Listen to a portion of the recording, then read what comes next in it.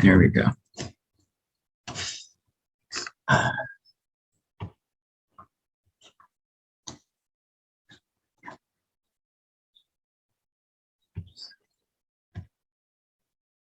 Okay, how about now? Well, hi, Kevin. Okay, hey, how's it going? Good. I can finally hear you. So I wanted to ask a few questions about, your time with Tobe Hooper. If you could Sure. give me a rundown. When did you meet him, and how did you get involved with filmmaking? Well, he was in high school. We were both in high school, Grand Prairie High School. He was, I think, 1 year older than me. Mm. And I had actually met him a bit, in our first years in high school. And he was just a very unusual character. My mother and my stepfather owned a little hobby shop, toy store there in Grand Prairie, Texas, called Braxton's Toys and Hobbies. And I met Toby there. He actually came in one day looking for some art supplies, and we started talking about what he was doing, and it sounded interesting. He was a very unusual character. He always had his hair real long. And, Where was your parents' toy store or a hobby store? Do you recall the address? Well, it was on Main Street. The building is still there. It was fire on Christmas Eve. I think it was right before I went in the Air Force, about 1960, 62 or so. Yeah. So, yeah. It came up in an article. It was saying that you used the props came from your parents' store. And I know he used his father's Lenox Hotel for your films. But that's right. Yeah. What was your first collaboration? It said you made short films in the beginning. Actually, the only one that I worked with him on was one that he was working on at the time called something about the Abyss. And I helped him build the sets for that. And his dad, the hotel actually had a 23 window Volkswagen bus. Asked me if I'd like to have that nowadays. Yeah. And so I would help him. We would rent equipment from, I think it was called the Little Theater movie equipment place. It was on Harry Hines Boulevard in Dallas. And so we would rent the lighting and cameras and literally build the sets, and Toby was doing all the acting. I was doing a lot of the stunt work. If there was a fall involved or something, well, I got volunteered to do all that. Do you recall a production called Blue Nights? I think you were an actor in that one, an article said. Yeah, I don't remember too much about it. I had a minor part, if anything. I mostly ran the camera and the lighting. I was more on the technical end of things. So, did you have aspirations as a filmmaker before meeting Toby? No, I didn't. I was just fascinated by it. My background is mechanics, aircraft mechanics and mechanical. I was always at the airport. I had a private pilot license when I was 16 years old. And so I was either at the airport working on airplanes or trying to bum a ride on one. So my spare time was spent as much as possible at an airport, Grand Prairie Airport. And but Toby and I ran around together. I mean, we he wanted to go research a site somewhere, so I would drive him, or he didn't like to drive, so I would do most of the driving. He had a bad car accident after he moved back to Austin. Like life-changing. His friend died, actually. It was a fatal wreck. I saw that article that you have on your website, and I was going to ask you about that. That looks like the bus. It looks like it was the Lenox Hotel bus. Oh, yeah? Did you see LE on the I didn't. In the newspaper? No, I'll have to check that out. Yeah, take a look at that newspaper article. I was going to ask you about that, but I'm pretty sure that's that 23 window bus. Volkswagen bus. Did you guys have more of a group, a crew from Grand Prairie High School? Were there other students helping? Yeah, I'm sorry, I don't recall any of the names. I mean, that was a long time ago, Hmm. um, but yeah, we had a lot of people helping. A lot of Yeah. students were helping. I came across Michael England, who would go on to Mike England, co-write The Heisters with him. he did what? He co-wrote The Heisters, his first major film. Yeah, I 65. do. I can't picture Michael. I know the name, and Mhm. he did help us a lot doing things. In fact, I think he and Toby did more of the production end of that than I did. So Yeah. Do you remember his production company? He started a production company called Falcon Productions out of the Lennox. no, that was after I left. Oh, was it? I had a very uncomfortable and not a very good childhood, and I couldn't wait to get away from that stepfather. That was stepfather number 5, I think, and I remember. My mother was always interviewing the next one. So Be your parents? I ran off to Ada, Oklahoma, and stayed with my grandmother for a couple of years. Then I went in the Air Force. Your parents were business owners, though, right? You had that store. How long was that around? My mother actually owned a store, and he was a stepfather.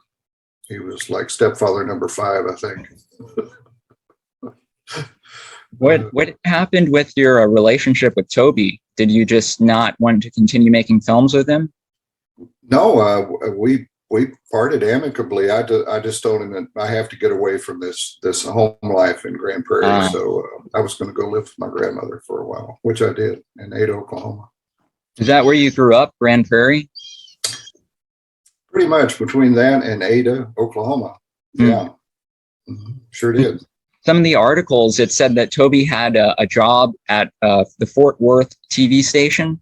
He was on Slam Theater. Toby and I were, if you've ever watched any of those clips, the Slam Bang Theater, we would go over there every Saturday morning, and we would tape the entry to the entrance to the Slam Bang Theater. We were the 2 gorillas that did all the dancing with the horns and the trombones and all of that. So I haven't found any footage. Is that around? Any clips of you guys? I don't know. I'm not sure. KTVT at the time was Channel 11 in Fort Worth. I remember the call sign of it, but we got to meet a lot of people over there. A lot of production people that we could pick their brains about how to do things. And Toby was fascinated by it. Yeah, he was really, he took acting lessons too in Dallas under Baruch Lumet, Sidney Lumet's father, Lumet. I had heard about that, but that was after I left for Oklahoma. Oh, okay. My relation with him kind of ended about 1961 or 2 or so. So, because I was gone after that. But so it was primarily The Abyss that you were involved with? Yeah. Do you recall much about making it? We just spent hours building various sets and going to different locations, and Toby did all the acting. I was also responsible for continuity on between each set, so I was very, very cognizant of any changes or anything that wouldn't fit between takes. And the funding for the budget, did that all come from his father? His dad paid for all that. I can tell you a few things about his dad that okay. I don't think anybody knows. It was a pretty rocky relationship between his dad and the stepmother. The stepmother hated Toby. She tried everything in the world to get him kicked out, or she was always bad mouthing him. She was a real witch. I'm not sure that she didn't have something to do with his death. Oh, yeah. Toby was convinced that she did. And he got the, you're going to think this is crazy, but he got the inspiration, I think, from some things that happened after his father was dead. Oh yeah. His mother had this prized plate, those plates, that you get like dishes that you put them on display from various. She had those around the kitchen, and those things would just mysteriously just come off the wall and go flying across the room. Yeah. And Toby was convinced that the spirit of his dad was there just to make his presence known. That's what I heard. It inspired his film Poltergeist. Yes. Yeah, that's right. I really didn't. After Poltergeist came out, and I saw who directed it, I thought, oh, well, I'll have to see if I can get in touch with Toby. Yeah. So I tried through various sources to try to get in touch with his production company, and was never successful. And that would have been about 1972. I don't remember when the movie came out, but in the early 80s. But afterwards, he got burned bad in that one because everyone believes that Steven Spielberg ghost directed it. That's I read that. Yeah. I'm not sure. I didn't care anything about the Hollywood politics. I just wanted to just contact him and congratulate him on achieving his childhood dream. I mean, my dream was to be a pilot, and his dream was to be a famous director. And we talked about that a lot in our early days of filmmaking. Yeah, he was doing it since he was a toddler. He said he was directing childhood films. He was, and he started the whole film industry in Austin. Basically, no one had ever released a motion picture like that. Yep. Yeah, I didn't even know that he directed the Texas Chainsaw Massacre. I never saw the movie. Oh yeah. It's a cultural phenomenon. Well, but, I know that now, but he liked horror, though. It seemed like he would say he didn't want to do horror after Chainsaw, but it seems like his early productions were all horror. Like The Abyss was horror. It seemed like plot-wise. He did on The Abyss. He talked about, I would love to get show this to Vincent Price. Oh yeah. I don't know if he ever achieved that or not, but I'm not sure if they met. But I know he liked the Hammer horror films. Yeah, he did. And had he ever talked to you about Frankenstein? That being an influence? No, he never mentioned it. I think that was the first film he made, but I could never figure out when his parents split, because he lived with his mom when he was in middle school in Palestine. Well, that was his biological mother. Yes. No, I don't know anything about his early childhood. He didn't talk about his mother, but he sure talked about the stepmother. He was very uncomfortable around her. Yeah. There's one article also that has his father where it says he has multiple children, but there's no other. I didn't know that. I didn't know that. But I don't know if they're step or half siblings, or if it's a typo, or because he claimed to be an only child. That's what I understood. Like I said, that was a complete surprise to me that there were other kids, if there were. I'm wondering if it wasn't from the stepmother. It may be. Yeah, I didn't know about her. Yeah. Well, I didn't. I only met her a few times, and she just was very uncomfortable to be around. Yeah. It had to have been a tough childhood for him, moving all around Texas, all these different hotels his dad owned. Yeah, I know. We drove out to Palestine, Texas one day. He wanted to show me that place. That was a long drive. I kind of snuck my mother's 58 Ford station wagon out to go on that trip.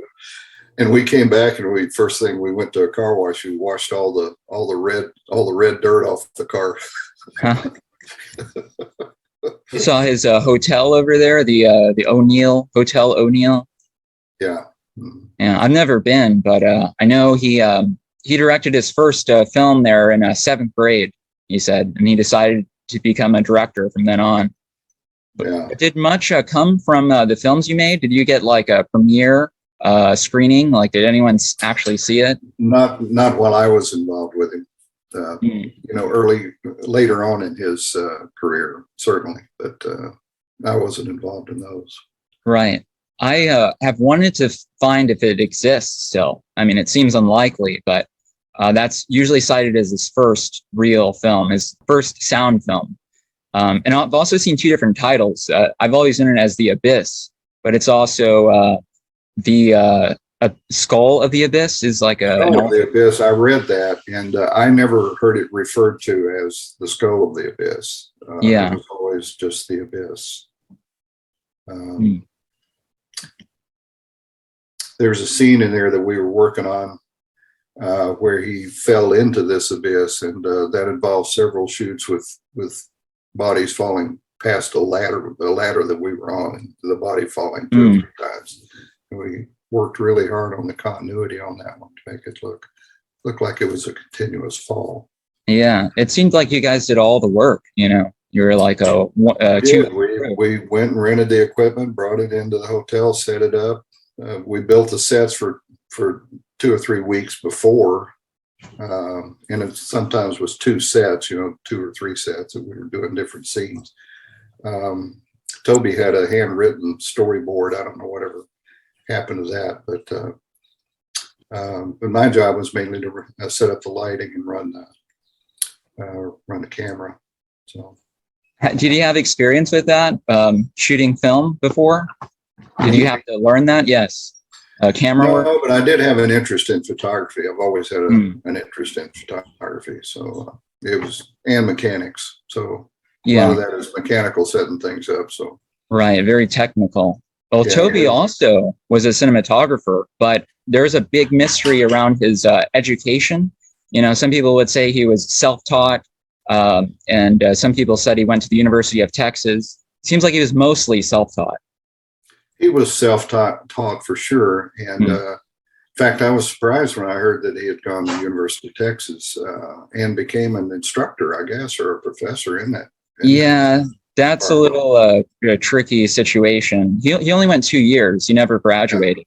Okay. Before there was a real film school, but he got in with KLRN, the PBS affiliate, and started making films for them and documentary work. Okay. That explains it then.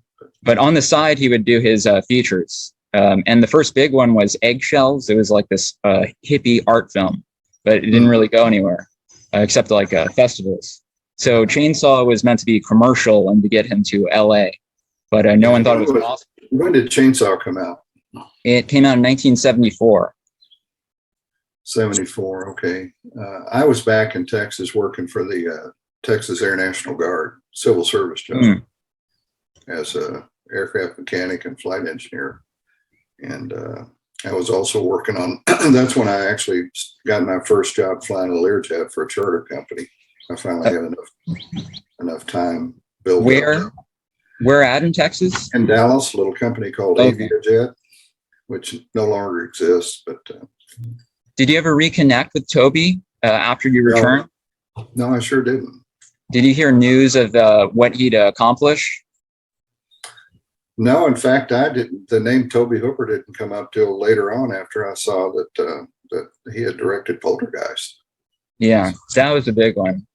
But he did the. And I'll tell you how big a shock that was. We went to see Poltergeist, and I kind of was staying till the end of the movie. And went, I know that guy. Yeah. When it showed the credits, the director, you know, and it went, wonder if that's the same Tobe Hooper. Were you yourself interested in horror, or was that mostly Toby's deal? I was just Toby's deal. That was his thing. Yeah. And do you know who wrote the scripts? I know Toby did most of it, but didn't he have a co-writer? Unless it was England. I mean, he could have had something to do with it. Yeah, maybe eventually. There's one name, maybe you don't recall them. Sonny Smith came up as his editor. Oh, yeah, that name sounds familiar. Sure does. Yeah. And there's one while he was making Blue Nights, which was his first production that supposedly both of you guys worked on. He was going to do a play as well, but I can't find much information out about the stage play, A Sense of Justice. I guess you guys never got around to it. No, not when I was with him. Hmm. My involvement with him was very early, so anything past about 1961, I wasn't involved in any of that. Yeah. At Grand Prairie High School, did they have like drama classes and stuff in film? They did. In fact, I was in the drama class for a little while. But I dropped out in my senior year, dropped out of high school, and went to Ada, Oklahoma, and then I joined the Air Force. So you were a couple years younger than Toby, right? Yeah. And there was a girl. When I turned 17, I left and went to the Air Force. Yeah, I think it said you were about 14 when you guys first worked together. Maybe not that early, maybe 15. 15. Yeah. My birthday's on Christmas, so that always messes that up. What did your parents' store sell? Was it toys or was it more general? Toys, hobbies, arts, and crafts, all four. Yeah. And you were able to use that for his films? He bought a lot of stuff there, and my mother donated a lot of stuff also. So yeah. But where was it exactly? I couldn't find an address. I don't know if you would recall that. Well, Main and Central Streets are the main streets, and it was the store. The building itself was, I think, 104 Main Street. It's about. Well, the corner building is gone now. There was a big furniture store on the corner building. It would have been on the southeast corner of Main and Central, and then it would have been the third small building. These buildings were very small, so it would have been the furniture store, another building, and then the toy store would be right there. I don't know what's there now. I haven't been to Grand Prairie in a number of years, but I do know the furniture store was gone.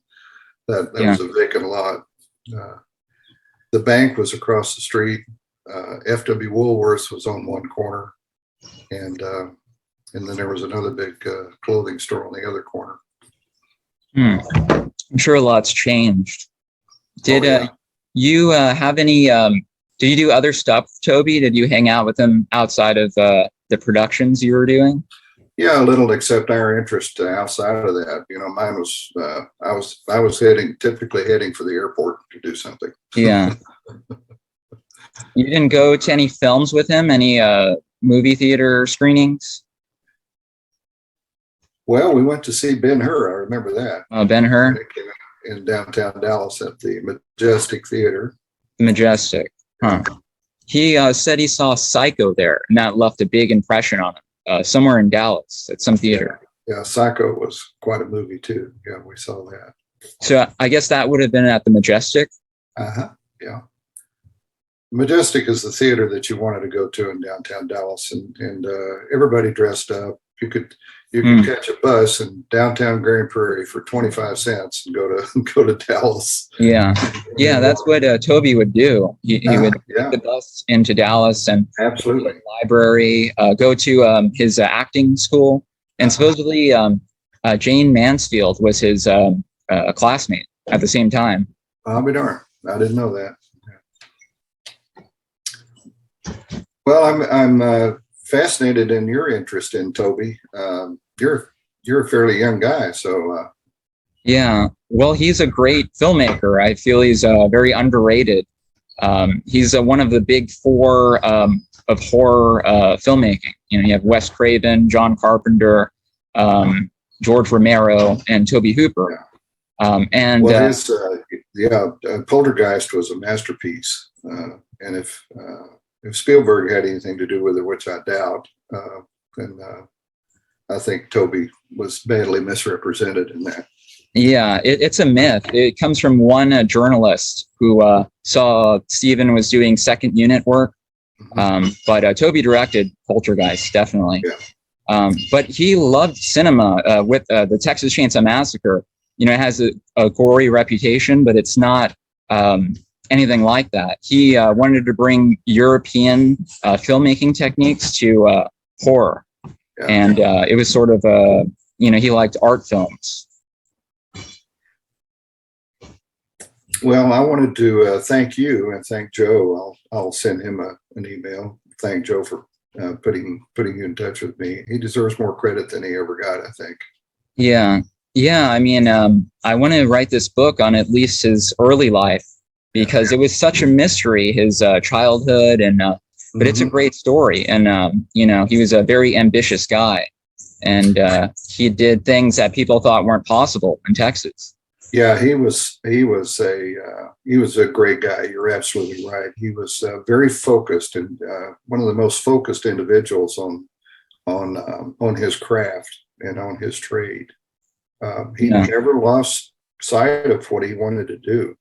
Well, I can't think of too much more to add. Yeah. I did want to ask you. I couldn't read that article about the wreck. That killed it. Who died in that?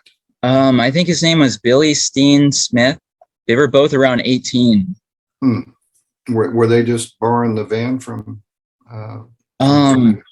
Toby wasn't in the van. I didn't know that part about the van. I'll have to look into that. But they flew onto the pavement and had skull injuries. Yeah. It looked like a frontal impact. But take a look at that article. You can see the letters L and E on it. And I'm pretty sure that's the Lennox Hotel. It had writing like that on the side of it. I'll try to send you a higher resolution scan of that.